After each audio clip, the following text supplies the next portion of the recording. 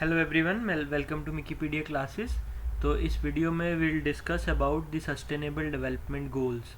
So that is a primary topic, चाहे वो आप कोई भी एग्ज़ाम ले लें, सब में you will find this topic as one of the important topics in general studies, that is sustainable development goals.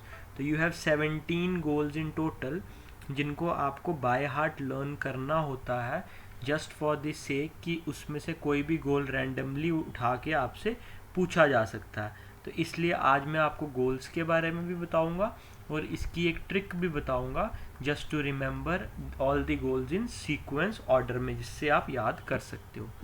तो आप हमें इंस्टाग्राम पे फॉलो कर सकते हो, फेसबुक पे फॉलो कर सकते हो और यूट्यूब पे सब्सक्राइब कर सकते हो।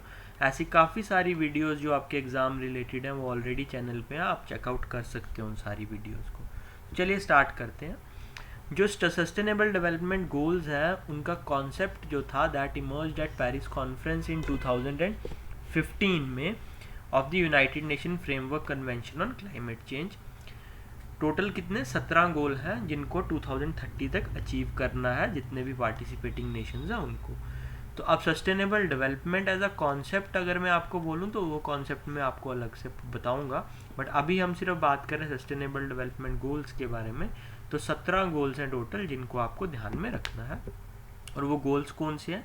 This is the list of 17 goals, जिसमें first is no poverty, second is zero hunger, third is good health and wellbeing, quality education, gender equality, clean water and sanitation, affordable and clean energy, decent work and economic growth, industry, innovation and infrastructure, reduced inequalities, sustainable cities and communities, then responsible consumption and production, climate action, life below water, life on land, peace, justice and strong institutions, and last is partnership for the goals. अब paper में सीधा पूछा जाता है गोल 8 किससे deal करता है, 9 किससे डील करता है। तो for that I have made a trick जिसमें आप उसको बड़ी इजीली याद कर सकते हो। तो देखिए, फर्स्ट 6 गोल्स के लिए we have a line which says please help him and gender war. तो अगर आपको ये लाइन ध्यान है, please help him and gender war, तो इन सब के जो फर्स्ट लेटर्स हैं उनसे आप याद कर लेंगे कौन कौन से गोल्स हैं। So P stands for poverty और पहला गोल था no poverty. H stands for hunger, so it's like zero hunger, second goal was zero hunger. Third H stands for health, तो third goal was good health and wellbeing. Fourth is E stands for education, तो it says quality education. Then G stands for gender, so it says gender equality.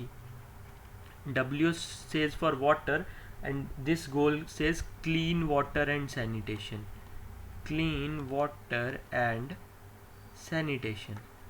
Then उसके बाद सो ये एक line से आपके 6 goals हो गए।